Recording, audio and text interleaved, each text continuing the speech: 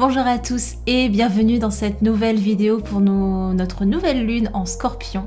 Je suis hyper heureuse de vous faire cette vidéo parce que j'ai enfin chez moi, il était temps, et je peux finalement me poser après plus de 2 mois sans faire de vidéo. Ça m'a vraiment manqué de vous donner nos petites tendances lunaires tous les mois. Et surtout, j'ai mon décor fixe, c'est chez moi, donc ce sera à présent le décor des vidéos, j'espère que ça vous plaît. Bon, ce sera toujours à travailler, mais pour l'instant, j'en suis plutôt contente. Alors, on se plonge directement dans nos énergies en Scorpion. Donc, cette nouvelle lune, les énergies en Scorpion, elles sont toujours de nature assez intense. Et elles invitent vraiment à la remise en question. Le Scorpion, c'est vraiment un signe qui est assez replié sur lui-même. Ça invite vraiment à l'écoute de l'instinct et au retour à soi, en fait, ces énergies-là. Donc, le tout du Scorpion, c'est de ne pas se perdre dans cette démarche de remise en question, de retour à soi, d'écoute de l'instinct, de ne pas psychoter et de se renfermer dans son monde avec ces schémas-là, mais justement d'utiliser ces outils-là pour arriver à une transformation. Donc le Scorpion, c'est un signe qui est assez stable dans ses idéaux, dans ses schémas, mais il induit quand même cette idée de transformation. Donc le premier point pour ces énergies de ce mois-ci, c'est la remise en question. Donc la remise en question, on va chercher à découvrir nos parts d'ombre pour les transformer en parts de lumière. En fait, ce qu'on peut faire, c'est lister nos gros défauts et sur une feuille par exemple, et de voir comment on peut les travailler ce mois-ci, sachant que les défauts et les tendances qui sont mises en lumière par les énergies en Scorpion, c'est souvent lié au ressentiment, à la colère, à la jalousie, aux rancunes, à l'agressivité aussi. Donc toutes ces tendances qui impliquent un petit peu quelque chose de piquant, d'invasif, à l'image du Scorpion. Donc ce qui peut... Voilà, enfin ces tendances, elles peuvent particulièrement refaire surface en fait pendant ce mois-ci, il ne faut pas vous en inquiéter. Les nouvelles lunes sont là pour ça également, pour nous faire travailler sur un pan de nous-mêmes. Donc prenez ça justement comme le bon moment pour travailler sur ces tendances assez piquantes. Ensuite, ce qui nous vient avec les énergies en Scorpion, c'est l'intensité, la séduction. Donc, essayez vraiment de vous connecter à votre féminin sacré ou à votre masculin sacré ce mois-ci, parce que le Scorpion, c'est vraiment un signe qui n'a pas peur de se dévoiler. On peut vraiment chercher à développer ce côté spontané et assumer ce que l'on est avec nos côtés, nos parts un peu plus sombres. C'est vraiment d'accepter qu'on soit pas tout le temps lumière dans notre chemin spirituel.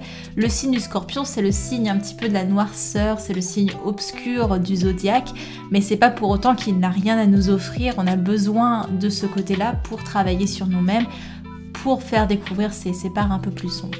Donc voilà, essayez vraiment de rentrer dans ce côté spontané, ce côté séduction ce mois-ci, parce qu'il est vraiment décuplé avec les énergies en Scorpion. Troisième point, les énergies en Scorpion, elles sont vraiment favorables également à tout ce qui est finance. Donc tout ce qui va être partenariat financier, propositions financières qui peuvent également se manifester ce mois-ci. Donc soyez particulièrement à l'écoute de tout ça, et ça peut être quelque chose d'assez concret, comme quelque chose de plutôt discret, comme une transition vers un nouveau travail ou autre. Donc voilà. En pierre, partie lithothérapie. Ce mois-ci, on va prendre une pierre qui est particulièrement... c'est une bonne pierre pour les Scorpions. Désolée pour... hop, je la range, celle-là. Donc c'est une obsidienne. Alors, les obsidiennes, que je vous montre. Hop. Alors, les obsidiennes, c'est des pierres costauds. Donc c'est vraiment une pierre qui va vous aider dans votre démarche de remise en question, parce qu'elle va aller au-delà de vos récurrences comportementales. Elle va chercher à aller au-delà de vos blocages, des blocages que vous pouvez avoir conscientisés ou non. Et c'est des pierres, c'est des pierres assez costauds, parce que moi je la conseille pas forcément à des débutants. Une petite obsidienne normale, ça peut le faire, mais une obsidienne céleste par exemple, non. parce qu'elle va vraiment mettre en lumière vos côtés sombres pour que vous puissiez les travailler. Mais voilà, ça reste positif, mais on n'est pas forcément préparé à avoir ces côtés sombres et ça peut faire un peu peur au début ou ça peut vraiment déstabiliser. Voilà, comme par exemple l'œil céleste. Donc là j'en ai une assez grosse, je sais pas si vous allez voir à la lumière. En fait, dommage, on voit pas. En fait vous avez un œil, quand on a la lumière dessus on voit un œil. Et cette pierre là, elle envoie du lourd, quoi. Moi je travaille pas avec, pas encore en tout cas. Et c'est pas... Enfin voilà, ça va remuer des choses forcément. Pour notre bien, mais on n'est pas forcément préparé à ce que ça va remuer. Donc voilà, les obsidiennes, c'est une bonne pierre pour ce mois-ci, mais commencez par une obsidienne noire toute simple, peut-être pas une obsidienne œil céleste qui va envoyer du lourd. Et au-delà de ça, c'est vraiment une pierre de protection, de sagesse et de stabilité, parce qu'elle apporte vraiment cet ancrage, cette stabilité en nous-mêmes. Donc voilà.